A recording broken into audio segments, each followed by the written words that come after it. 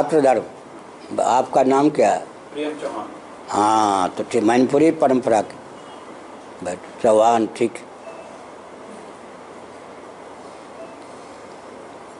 हाथ में लकवा मर जाए तो क्या रहेगा? इसमें छात्र धर्म है या नहीं? स्वाभाविक रूप से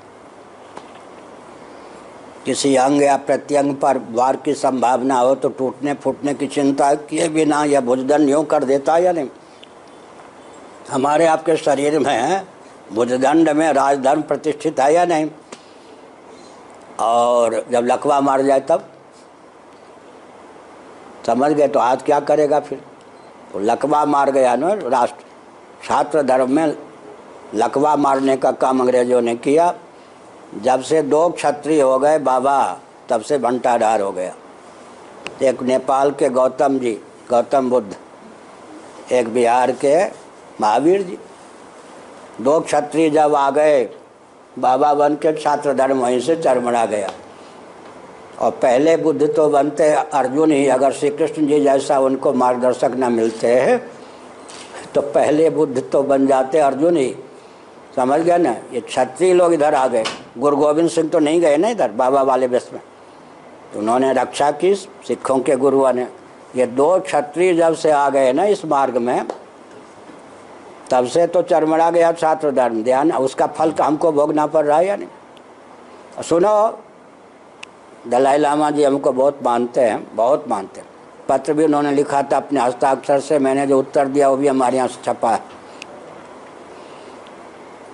जब तक तिब्बत के व्यक्ति छात्र धर्म का अनुपालन करते थे, चीन नतमस्तक रहता था।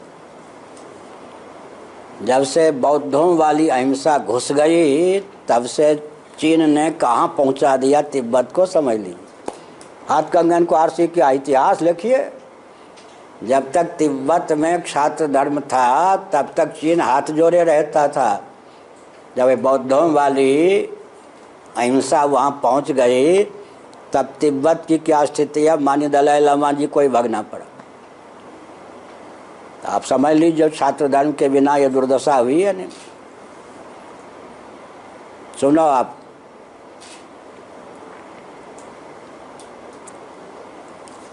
बौद्धिज्म का पर्यवसान कम्युनिज्म में हो जाता। ध्यान गया आपका?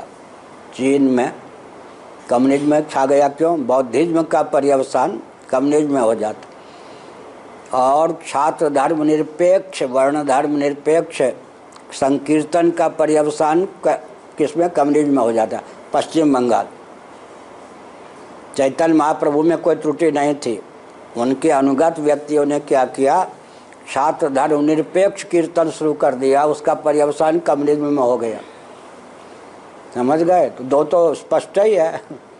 उधर देख लीजिए चीन, तिब्बत, इधर देख लीजिए बंगाल, वहाँ बौद्धिज्म का पर्यवसान। उदाहरण ले लो, राहुल सांकृत्यायन, 32 भाषा के विद्वान थे, उत्तर प्रदेश के थे या नहीं? राहुल सांकृत्यायन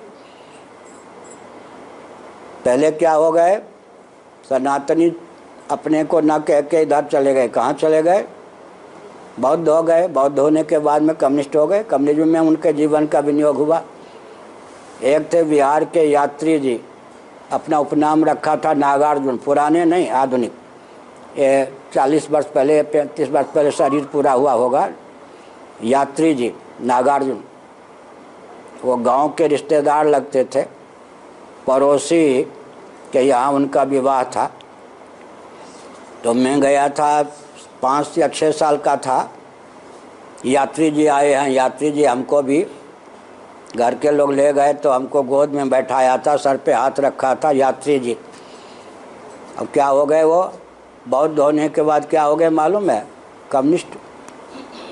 तो छात्र धर्म निरपेक्ष कीर्तन का पर्यवसान कम्युनिज्म में हो जाता है।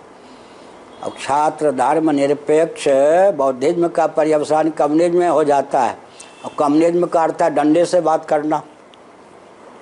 जब विधिपूर्वक डंडा का प्रयोग नहीं करोगे, तब अविधिपूर्वक दंडा का पात्र बनोगे। तो स्पष्ट ही है, विचारक एक दिन क्या विधिपूर्वक दंडा का प्रयोग नहीं करोगे तो अविधिपूर्वक दंडा खाओगे, वही कम्युनिज्म है। विधि पूर्वक दंड का प्रयोग हो। राजनीति का क्या पर्याय है मालूम है? राजधर्म, छात्र धर्म, अर्थ नीति और दंड नीति राजनीति के पर्याय। हो गया और कोई? बस।